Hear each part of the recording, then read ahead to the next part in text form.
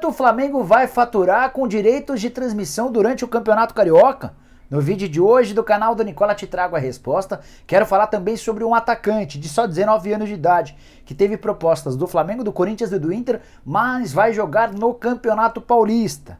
Falo também sobre a vaquinha que a Gaviões da Fiel propôs ao Corinthians para o pagamento do estádio. Será que essa ideia tem chance de prosperar? Para completar tudo sobre a terça-feira gorda na TV brasileira, com Big Brother Brasil em noite de paredão, jogo da Libertadores no SBT e Campeonato Carioca na Record, tem novidades também sobre o Atlético Goianiense com um novo técnico e Jair Ventura dispensado no esporte, quanto o esporte vai ter de pagar de multa rescisória. Tudo isso a partir de agora, não sem antes só pedir para vocês deixarem like no vídeo, se inscreverem no canal, é super importante. Aperta esse botãozinho vermelho de inscreva-se, não custa nada para vocês e ajuda pra caramba o canal do Nicola a continuar crescendo. Também vou deixar na descrição desse vídeo um link, você vai clicar lá, escolher qualquer um dos 5 planos para passar a ter direito a uma série de vantagens. Só para arrematar, a partir das 8 horas da noite tem programa do Nicola. Chance de você entrar, fazer sua pergunta e tirar suas dúvidas. O que eu não souber responder, repasso para as minhas fontes via WhatsApp, beleza? Bom, bora começar com uma das notícias mais importantes da segunda-feira. Jair Ventura não é mais técnico do Sport, foi demitido pelo Leão depois de um começo de temporada horroroso. O Sport já foi eliminado da Copa do Brasil pelo Juazeirense, caiu na Copa do Nordeste com a pior campanha de sua história, o time nem vai conseguir se classificar para a próxima fase e no Campeonato Pernambucano também não vai bem. 45 jogos, 14 vitórias, 8 empates e 23 derrotas, aproveitamento de apenas 37% dos pontos. O Jair chegou na 6ª rodada do Campeonato Brasileiro passado, foi bem no início, depois teve uma queda, o Sport brigou contra o rebaixamento e ao manter o time na primeira divisão, o Jair conseguiu, no finalzinho do mês de fevereiro, uma prorrogação do contrato até dezembro. Cerca de um mês depois acabou demitido e por isso vai ter direito a R$600 mil de bonificação. Esse era o valor da multa rescisória prevista em caso de demissão. O Sport vai ter de arcar com esse valor nos próximos meses. Nomes especulados. O primeiro nome que apareceu no Sport foi do Dorival Júnior. Imagino que o Sport vai ter enormes dificuldades em convencer o Dorival a aceitar o convite. Dorival que tem sido muito estudioso, muito reticente em relação a uma série de propostas que recebeu. O Abel Braga também teve seu nome ventilado e eu soube que o Fernando Diniz já foi sugerido aos dirigentes do Sport. Vamos ver se essa decisão sobre o novo técnico do Leão sai nos próximos dias, com a lembrança de que teremos eleições muito em breve no Sport. Bora falar agora sobre o Atlético Goianiense. Se o Sport demitiu o Atlético Goianiense por meio do seu presidente, o Adson Batista, confirmou também nessa segunda-feira seu novo comandante, Jorginho, ex-técnico do Curitiba, ex-lateral direito da seleção brasileira, todo mundo vai lembrar dele. O Jorginho, que estava como comentarista do SBT nos Jogos da Libertadores, não quis renovar para esse ano porque tinha vontade de voltar a trabalhar no campo. E essa vontade foi realizada, o Atlético Goianiense assinou com o Jorginho até dezembro. O treinador de 56 anos de idade esteve no Curitiba na temporada passada, foi demitido antes de o Coxa ser rebaixado. O Adson Batista, que é o presidente do Dragão, escreveu o seguinte no Twitter, abre aspas, o Atlético acertou a contratação do técnico Jorginho. Tivemos uma boa conversa onde gostei muito da postura do treinador. Temos muitos desafios esse ano e o Jorginho chega com a bagagem necessária para comandar o time na temporada de 2021. Atlético Goianiense que anda bem organizado, um time que gasta aquilo que pode, tem poucas dívidas e no ano passado fez sucesso com alguns treinadores. Só para lembrar, Wagner Mancini comandava o Atlético Goianiense, fez tanto sucesso que acabou sendo contratado pelo Corinthians. Queria saber a sua opinião a respeito do Jorginho. Vai dar certo no Dragão? Usa o espaço para comentários para palpitar, beleza? Bom, bora falar agora a respeito da terça-feira bem gorda na televisão brasileira. Terça-feira já é dia habitualmente de paredão no Big Brother Brasil e nessa terça-feira a gente tem o Gilberto, Rodolfo e o Caio concorrendo para ver quem será eliminado do Big Brother Brasil. Além dessa atração de entretenimento, teremos jogos em 2 emissoras rivais da Globo. O SBT vai ter transmissão da Libertadores, com o jogo do Santos contra o San Lorenzo na Argentina, primeiro jogo da terceira fase, da pré-Libertadores. É a última mata-mata que o Santos precisa passar para chegar à fase de grupos, confronto pesado contra um time argentino bem tradicional, bem experiente, e que tem os irmãos Romero, o Oscar e o Ángel Romero. O Ángel é aquele mesmo que já jogou no Corinthians. Se o Santos é uma atração na Libertadores no SBT, o Fluminense é a atração da Record. Campeonato Carioca, confronto contra o Macaé é o lanterna do Campeonato Carioca, apenas 1 ponto conquistado, já o Flu é o 6º, tem 10 pontos e precisa vencer para pular para a quarta colocação. Dessa maneira jogaria o Botafogo para fora da zona de classificação para as semifinais do Campeonato Carioca. Na teoria, a Record teria transmitido no sábado o jogo do Vasco com o Bangu, mas os jogos aos sábados têm rendido audiências horrorosas, por isso o SBT, ou melhor, por isso a Record desistiu de fazer as transmissões aos sábados e vai insistir nessa data de terça-feira. Terça-feira, que não costumava ser um dia nobre pro futebol, vai ter duas atrações. É importante contar também que os jogos no SBT e na Record vão concorrer em 14 estados, além do Distrito Federal. Não será em todo o país, porque a Record não tem transmitido todos, ou melhor, a Record não tem transmitido jogos do Campeonato Carioca para todo o país, somente para algumas praças. Por exemplo, São Paulo fica de fora das transmissões do Campeonato Carioca. Como tem muita gente me perguntando, acho legal também contar que na quarta-feira o Palmeiras começa a decidir o título da Recopa Sul-Americana contra o Defensa e Justiça, primeiro jogo na Argentina e transmissão exclusiva da Conmebol TV. Se você é assinante da Conmebol TV, vai conseguir assistir ao jogo, se não for, não terá essa oportunidade, beleza? Bora mudar de assunto e falar sobre a vaquinha no Corinthians. Que história é essa? Na quinta-feira da semana passada, os representantes da Gaviões da Fiel estiveram reunidos com o presidente do Corinthians, com o diretor financeiro, com o diretor da base, com o diretor de futebol, enfim, uma grande reunião.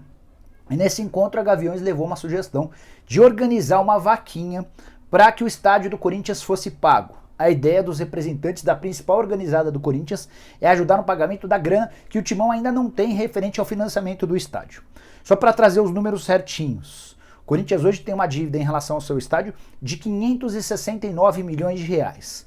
Desses 569, 300 virão da venda dos name rights.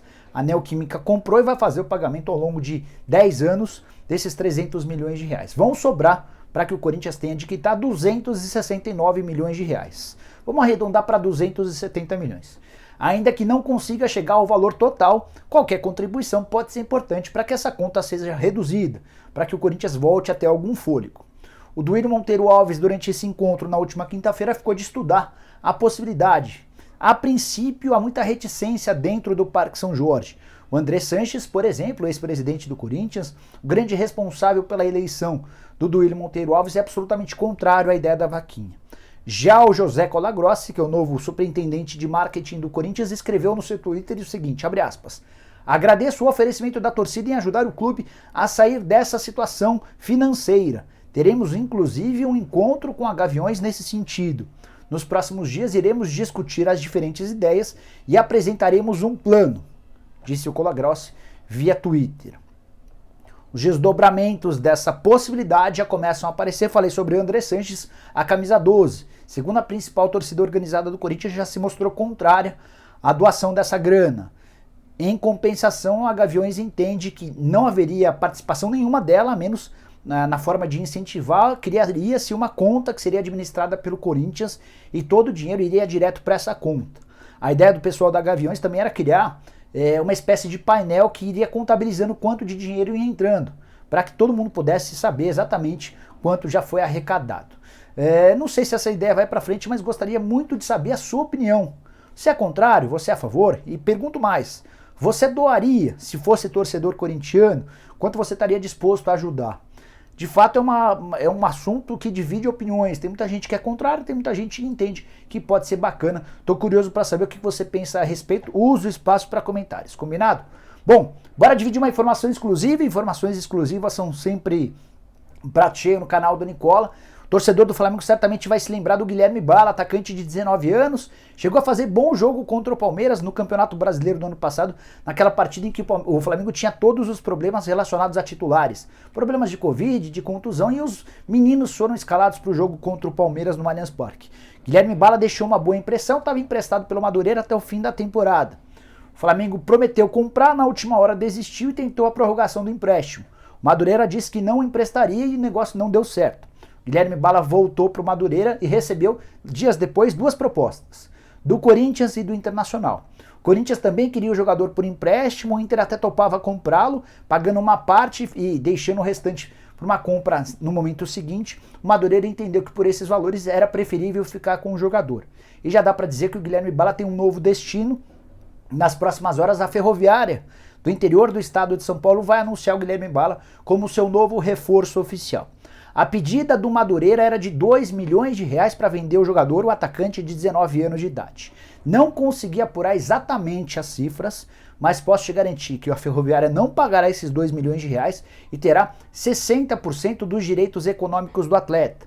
O Flamengo vai manter 20% que havia comprado no ano passado por 200 mil reais e o Madureira vai manter outros 20%.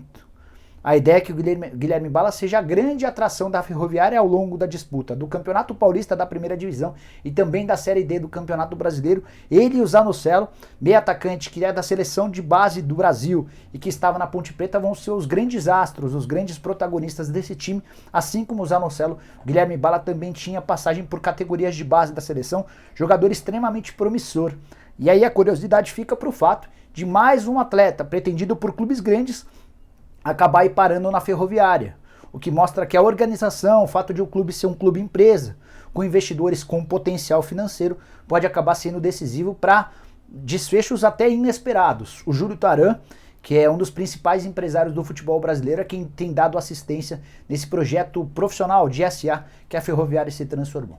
Bom, bora fechar o vídeo falando sobre o Flamengo e direitos de transmissão do Campeonato Carioca. Certamente você vai lembrar que o Flamengo foi o grande responsável por implodir o contrato que o Flamengo tinha, ou que os clubes tinham com a Ferg em relação ao Campeonato Carioca. A Globo transmitia por muitos anos o Campeonato Carioca. Esse contrato acabaria no ano passado, só que o do Flamengo acabou um pouco antes. E o Flamengo se recusou a renovar o contrato com a Globo, a menos que a principal emissora do país pagasse 100 milhões de reais somente para o Flamengo por cada temporada de exibição. Os números contrastavam demais porque a Globo pagava algo na casa dos 18 milhões de reais para cada um dos grandes. Então o Flamengo de 18 quis passar para 100 milhões de reais. Num segundo momento, o Flamengo topou fechar por 80 milhões de reais. A Globo disse que não tinha a menor capacidade de desembolsar tanto por um campeonato carioca que é deficitário. A Globo acenou com uma proposta de 35 milhões de reais, não houve acordo, o Flamengo insistiu e se beneficiou daquela medida provisória assinada pelo Jair Bolsonaro na temporada passada para fazer transmissões de seus jogos na Flá TV, vocês vão lembrar, certo? Pois bem, isso fez com que a Globo decidisse romper o contrato e ela deixou o Campeonato Carioca e todos os outros clubes ficaram a ver navios. Para essa temporada de 2021 houve uma concorrência, a Record, o SBT e a Globo fizeram propostas, só que a proposta da Globo era muito menor do que na temporada passada. Ela queria pagar pelo campeonato inteiro 45 milhões de reais. Ao Flamengo sobrariam só 6 milhões de reais. E agora eu queria destacar uma entrevista que o Gustavo Oliveira deu. Gustavo é o vice-presidente de comunicação e marketing do Flamengo. Ele conversou com o UOL e revelou que o Flamengo deve faturar cerca de, pouco mais, para ser preciso, pouco mais de 10 milhões de reais com o Campeonato Carioca. Esse valor inclui os 3 milhões de reais a que o Flamengo tem direito pela Rede Record em TV aberta e mais cerca de 7 milhões de reais que virão de pay-per-view, incluindo também a Flá TV+, que a princípio se tornou um grande fracasso, especialmente por conta dos problemas de transmissão. Esses problemas têm sido normalizados, mas os primeiros jogos foram uma tragédia. O Gustavo estava valorizando, estava comemorando o fato de o Flamengo faturar esses 10 milhões de reais. A pergunta que eu quero deixar é, será que valeu a pena para o Flamengo brigar com a Globo como brigou, se ele tinha uma proposta de 35 milhões de reais por temporada de contrato? Ele vai agora comemorar ou festejar um acordo de 10 milhões de reais? Pois bem, o Gustavo ainda entende que esse modelo novo, com a ajuda do pay-per-view, com o pay-per-view próprio, pode ser um caminho para ser seguido nos próximos anos. Não sei até que ponto isso pode dar certo, até porque o Flamengo não vai ter outros campeonatos para poder fazer a própria transmissão. Campeonato Brasileiro, Libertadores, entre outros, todos já têm seus direitos comercializados com emissoras de televisão. De qualquer maneira, é o vice-presidente de marketing do Flamengo festejando esses 10 milhões de reais a que terá direito. Outros pontos importantes dessa entrevista. O Gustavo contou, ele não quis revelar quantos assinantes a Flá TV Mais tem nesse momento. É uma pergunta super importante, até por conta de todos os problemas, ele preferiu não dar esses detalhes. Mas contou que a Flá TV virará, ao longo desse semestre, a segunda maior emissora de TV de um clube no mundo, ultrapassando a emissora do Real Madrid, ficando atrás só do Benfica. E ele assegurou também que o Campeonato Carioca só não vai render mais dinheiro a todos os clubes por causa da pandemia. Perdas dos name rights, de vendas de patrocínio, entre outras coisas, ajudam a explicar toda a dificuldade que o Flamengo, os outros clubes e especialmente a Record tiveram de comercializar os direitos de transmissão do Campeonato Carioca. Como é que você está vendo a Flá TV+? Como é que você viu essa postura do Flamengo em relação a se revelar e rescindir seu contrato com a Globo? Também uso o espaço para comentários, é sempre muito importante que você deixe a sua opinião, para que eu veja e para que todo mundo possa também saber como é que você pensa. Combinado? Bom, estamos chegando ao fim nesse vídeo, espero que vocês tenham curtido e deixem like por aqui. Quem ainda não se inscreveu no canal do Nicola, vai apertar esse botãozinho vermelho de inscreva-se. Também queria lembrar que a partir das 8 horas da noite tem o programa do Nicola, entrevista com o Jonas, ex-jogador do Benfica, do Santos, do Grêmio, da Portuguesa. Tem uma série de assuntos bem importantes pra gente debater. Vocês vão mandar perguntas e eu vou respondendo na medida do possível. O que eu não souber, repasso pras minhas fontes. Tudo isso a partir das 8 horas da noite aqui no YouTube. Fechado? A gente se vê. Tchau, tchau.